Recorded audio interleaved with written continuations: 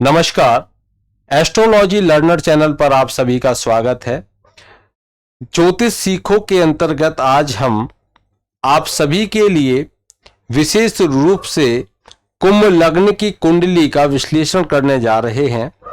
कुंभ लग्न की कुंडली के अंतर्गत हम कैसे जानें कि कुंभ लग्न की कुंडली का जो जातक है उसके जीवन में जमीन जायदाद, मकान आदि का जो सुख है उसको कब प्राप्त होगा, कितना प्राप्त होगा, क्या अधिक परिश्रम के उपरांत प्राप्त होगा या बहुत कम परिश्रम से ही उसको वह सुख प्राप्त होगा।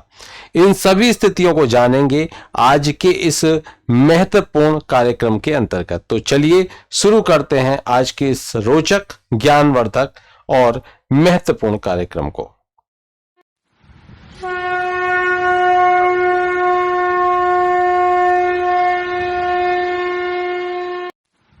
आशा करता हूं कि हमारे जितने भी दर्शक हैं वह सभी पेन और पेपर लेकर बैठ गए होंगे। यदि किसी को अपनी कुंडली का विश्लेषण कराना है तो यहाँ नीचे जो नंबर चल रहा है वहां आप मुझे व्हाट्सएप कर सकते हो और वह जान सकते हो। अपने व्यक्तिगत प्रश्नों को वहां पर आप जान सकते हो। यदि कोई सार्वजनिक प्रकार का प्रश्न है जिस पर हम कोई कार्यक्रम आपके लिए लेकर आ सकें तो वहां आप उसको यहाँ पर YouTube पर हमें दे सकते हो। तो कार्यक्रम के नीचे ही जो कमेंट बॉक्स है, कमेंट में वह कर सकते हो। तो चलिए शुरू करते हैं आज के इस कार्यक्रम को। कुंभ लग्न की कुंडली में किस प्रकार से हम भू संपत्ति अर्थात जमीन जायदाद के योग का विश्लेषण करें। सबसे पहले कुंभ लग्न की कुंडली की पहचान यह है कि यदि जन्मांक चक्र में जो सबसे ऊपर वाला खाना होता है जिसको हम लग्न भाव कहते हैं, उस लग्न भाव में यदि 11 अंक लिखा हुआ है तो इसका अर्थ है कि वह कुंभ लग्न की कुंडली है। कुंभ लग्न की कुंडली में जो लग्नेश होते हैं वह शनि देव होते हैं और यहाँ पर शनि लग्नेश होते हैं और वहीं गुरु जो होते हैं वह धन भाव के अधिपति अर्थात द्वितीयेश हो जाते हैं और जो पराक्रम भाव के अधिपति हैं वह मंगल हो जाते हैं। सुख भाव के अधिपति इस कुंडली के अंतर्गत शुक्र होते हैं और पंचम भाव के अधिपति इस कुंडली के अंतर्गत बुध होते हैं और षष्ठ भाव के अधिपति चंद्रमा और सप्तम भाव के अधिपति यहाँ पर सूर्य देव हो जाते हैं। अष्टम भाव के अधिपति बुध होते हैं और नवम भाव के अधिपति भी यहाँ पर शुक्र होते हैं। तो कहने का अर्थ यहाँ आप देख पाओगे कि जो शुक्र हैं वो केंद्राधिपति भी हैं और शुक्र यहाँ पर नवम के अधिपति अर्थात भाग्य भाव के अधिपति भी हैं। तो शुक्र को त्रिकोणाधिपति और केंद्राधिपति इन दोनों का एक महत्व है जो प्राप्त हुआ है, इसलिए शुक्र या इस कुंडली के अंतर्गत अति योग कारक ग्रहों की श्रेणी में आएंगे। वहीं जो दसम भाव के अधिपति हैं वह मंगल हो जाते हैं, तो मंगल पराक्रमेश भी हो गए और कर्मेश भी हो गए। वहीं गुरु एकादश भाव के अधिपति होते हैं और दूसरे भाव के अधिपति भी होते हैं। तो कहने का अर्थ ये हुआ कि गुरु इस कुंडली के अंतर्गत कहीं जहाँ अचल संपत्ति, कुटुंब आदि से संबंधित उनको अधिकार क्षेत्र प्राप्त हुआ है, वहीं उनको आय से संबंधित भी अधिकार क्षेत्र प्राप्त हुआ है, वे आयस भी कहे जाएंगे। वहीं शनि को यहाँ पर लग्नेश होने के साथ में व्यय भाव का अधिपति भी माना गया है कुंभ लग्न की कुंडली के अंतर्गत। यहाँ पर हमने एक संक्षिप्त रूप से यह कुंडली को पूरी प्रकार से जान चुके हैं। अब यहाँ पर आपको विशेष रूप से मंगल को ध्यान में रखना होगा क्योंकि हम भू संपत्ति की बात कर रहे हैं, जमीन जायदाद मकान आदि के योग से संबंधित चर्चा कर रहे हैं। उसलिए जो मंगल हैं वह इससे संबंधित कारक माने जाते हैं, तो कारक का वहां पर बल देखना बेहद आवश्यक है। कारक कितने ज्यादा शुभ स्थिति में है यह देखना बेहद आवश्यक है। तो मंगल की स्थिति को अवश्य देखिए। साथ ही साथ यहां पर अब हम देखें कि जो शुक्र हैं इस कुंडली के अंतर्गत शुक्र अति योगकारी ग्रह हैं, वह सुखेश भी हैं और भाग्येश भी हैं। तो भाग्य भाव के अधिपति का भी जो भूमिका है वह निभा रहे हैं और वहीं वह सुख भाव के अधिपति की भूमिका भी निभा रहे हैं। यदि इस कुंडली के अंतर्गत शुक्र स्वयं दूसरे चतुर्थ भाव में बैठे हों और या वह शुक्र नवम भाव में बैठे हों, इस अवस्था में या वह शुक्र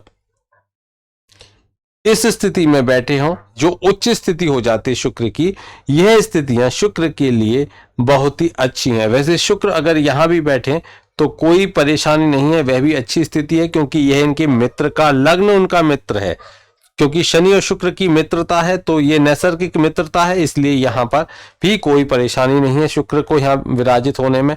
तो यह स्थिति जो होगी शुक्र की वह बहुत ही अच्छी होगी इस कुंडली के अंतर्गत, और यह उस व्यक्ति के जीवन में विशेष रूप से जब भी इनकी महादशा, अंतरदशा, प्रत्यंतर दशा जो भी स्थिति आएगी अपनी दशा काल में, यह उस व्यक्ति के जीवन में सुख, जो भूमि आदि से, मकान आदि से जो सुख है वह अवश्य प्रदान करने वाले होते हैं, और बहुत ही सुसज्जित मकान उसको दिलाने का, सुसज्जित भवन उसको दिलाने का ये कार्य करते हैं। तो यह बहुत ही अच्छी स्थिति मानी जाती है। भूमि का सुख, भवन का सुख, वाहन का सुख उनको दिलाने वाली यह स्थिति हो जाती है। वहीं यदि जो शुक्र हैं वह यदि दसम भाव में विराजित हो और मंगल इस कुंडली के अंतर्गत चतुर्थ भाव में विराजित हो, जब भी यह स्थिति बने तो निश्चित रूप से आप यह कह सकते हो कि उस व्यक्ति के जीवन में एक विशिष्ट प्रकार का मकान और जमीन जायदाद आदि का जो सुख है वह निश्चित रूप से इन दोनों की महादशा अथवा अंतरदशा के अंतर्गत अवश्य वह स्थिति बनती है, उसको यह प्राप्त होते हैं। आगे हम देखें कि अगर मंगल की स्थिति को ही हम देखते चलें कि जो मंगल हैं, क्योंकि यहाँ पर मंगल दशमेश हैं और यहाँ पर जो शुक्र हैं वे चतुर्थेश है, तो मंगल की स्थिति को आपको देखना होगा कि मंगल अगर यहाँ पर चले गए तो वह नीच अवस्था में हो गए, तो ऐसी स्थिति अच्छी नहीं मानी जाती। तो वहां पर वह कहीं ना कहीं भूमि से संबंधित विवाद आदि को वहां पर प्रेजेंट करते हैं कि उस व्यक्ति को कहीं ना कहीं कोर्ट कचहरी के चक्कर में भूमि से संबंधित पढ़ना पड़ेगा। तो यह स्थिति इस प्रकार से बन जाती है। वहीं यदि जो शुक्र हैं, यदि शुक्र वह इस कुंडली के अंतर्गत इस भाव में चले जाते हैं, दूसरे भाव जो अचल संपत्ति का भाव है, और इनके ऊपर शुभ ग्रहों की जैसे कि बृहस्पति आदि की जो दृष्टि है, यदि बृहस्पति की दृष्टि इनके ऊपर जाती है तो वहां पर यह स्थिति बहुत अच्छी हो जाती है। बृहस्पति की दृष्टि कब जाएगी? जब 1 2 3 4 5 या तो गुरु यहां बैठे हों, तो यहां बैठे हों तब भी यह शुक्र को देखेंगे तो बड़ी अच्छी स्थिति बनेगी। तो निश्चित रूप से बहुत ही आलीशान जो भवन है उस व्यक्ति को प्राप्त होता है, और साथ ही साथ जमीन जायदाद, खेत खलियान आदि भी उसके भाग्य में होते हैं। वह निश्चित रूप से बहुत सुखी व्यक्ति माना जाता है, उसको कुटुंब आदि का सुख भी प्राप्त होता है। क्योंकि जब भी ऐसी स्थिति बनेगी तो कुटुंब भाव के अधिपति की दृष्टि अपने भाव पर होगी, और वहीं पर जो शुक्र हैं जो कि सुख भाव के अधिपति हैं, तो वह यदि दूसरे भाव में बैठेंगे तो निश्चित है उस भाव से संबंधित सुख में भी वृद्धि करेंगे। ये आप निश्चित रूप से देखोगे कि जब भी ऐसी स्थिति बनेगी तो निश्चित रूप से उस जातक के जीवन में बहुत ही अच्छी स्थिति आएगी। अब यदि हम देखें कि जो शुक्र हैं वह अगर शुक्र एकादश भाव में विराजित हो जाए या शुक्र दूसरे भाव में विराजित हो जाए, तो ऐसी स्थिति जब भी रहती है तो उस व्यक्ति को बहुत ही कम परिश्रम से वह संपत्ति प्राप्त हो जाती है। जो संपत्ति वह चाहता है वह बहुत ही कम परिश्रम से उसको प्राप्त हो जाएगी, क्योंकि यहां पर जो शुक्र हैं वह भाग्येश भी हैं, जो भाग्य की वृद्धि भी करेंगे और सुख भी देंगे। और जब भी जो भाग्येश और सुखेश जब भी एकादश भाव में चले जाएं, ध्यान दीजिए, जब भी एकादश भाव में चले जाएं, या हम ये कह सकते हैं कि वह धन भाव में चले जाएं, तो ऐसी स्थिति जो होगी, क्योंकि सुखेश और भाग्येश अगर धन भाव में चले जाएं, धन भाव में स्थित हो जाएं या फिर आय भाव में स्थित हो जाएं, तो उस व्यक्ति के जीवन में निश्चित रूप से बहुत कम परिश्रम से, ये कहिए कि बिना परिश्रम के भी आप ये कह सकते हो कि बहुत ही अल्प परिश्रम से उस व्यक्ति के जीवन में, उसके भाग्य में ये कहिए कि वह लिखा हुआ होता है, उसको निश्चित रूप से वह संपत्ति प्राप्त होती है।